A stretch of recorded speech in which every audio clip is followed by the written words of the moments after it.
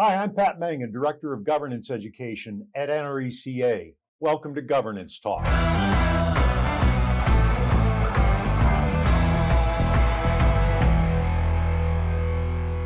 My guest today is Stephen Bell. Stephen, you are the Senior Vice President of Communications and Marketing at NRECA. Welcome. Thanks, Pat. Great to be with you. Thanks for coming in. Yeah. Stephen, electric co-ops have a long history, keeping the lights on, improving the quality of life for the folks they serve.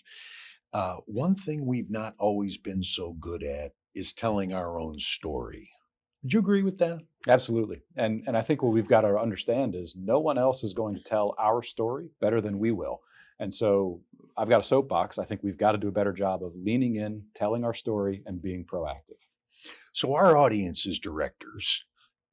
What advice do you have for directors about getting comfortable with telling the co-op story? I think it starts with some common awareness about the projects and programs that your co-op has going on. Okay. The co-op can have the best program, project, or initiative in the world, but if no one knows about it, it doesn't exist in the eyes of the membership. And so the board can really serve a tremendous role of helping connect the dots between the community, the members, and what's going on at the co-op. I think the board can take ownership of that in coordination with staff at the co-op to make sure that the story that gets told is a really compelling, robust, consistent message. When I think about co-op storytellers, I think about co-op boards who sit around the table and lock arms around strategy sessions and where they want to be in the future and what the possible landmines are that the community is concerned about from the co-op. And they wrestle as a group with the leadership at the co-op of how do we address this in a way that makes sense to people. Frequently, when we talk about telling stories, you've got to think about three questions that you've got to answer.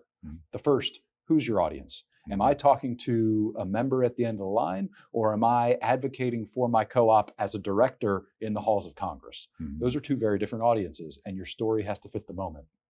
That makes Then sense. the question to answer is, what's in it for them, right? What's in it for them? Am I going to save money? Am I going to enhance reliability? If we're talking about trimming trees and we're getting a lot of phone calls at the co-ops about that, it's important to remind consumers that that's a key facet of ensuring continued reliability. So who's the audience? What's in it for them?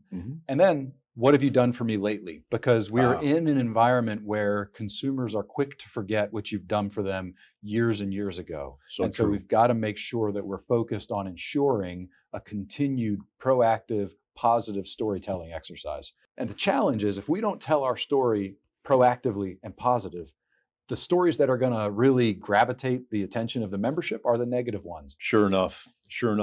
So talk about some of the pitfalls that you've seen out there in the storytelling process. What do those look like?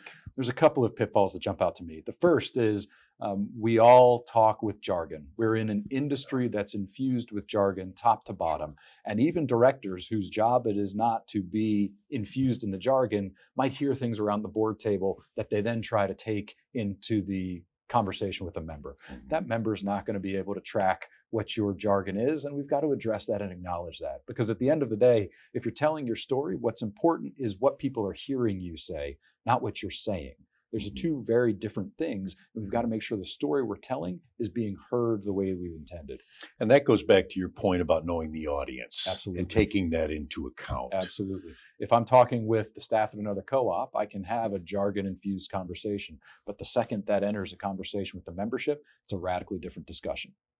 Another pitfall I see are people tell stories that take a lot of detours, a lot of twists and turns, and you've got to get to the point. You're talking about my mother now. I was going to talk about my wife. I chose not to go down that route, Pat, but now I have. So, here we are. But we've got to make sure that the stories that we tell are concise, are very purposeful, and are able to track from point A to point B with real clarity. Because if I'm telling you a story and I take detours, you're sitting there thinking and processing, where's he going with this? Where's he going? What's the point?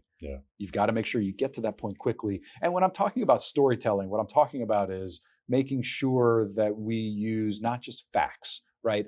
It's important to inject some flavor into the conversation so folks can understand what you're talking about. If I go in and drown people in jargon, drown people in facts, and say at the end of the day, I'm telling a story, I think you're leaving points on the board at the best. Yeah. Absolutely. Stephen Bell, thanks for taking the time. We appreciate it. Thanks for the invite, Pat. I've enjoyed it.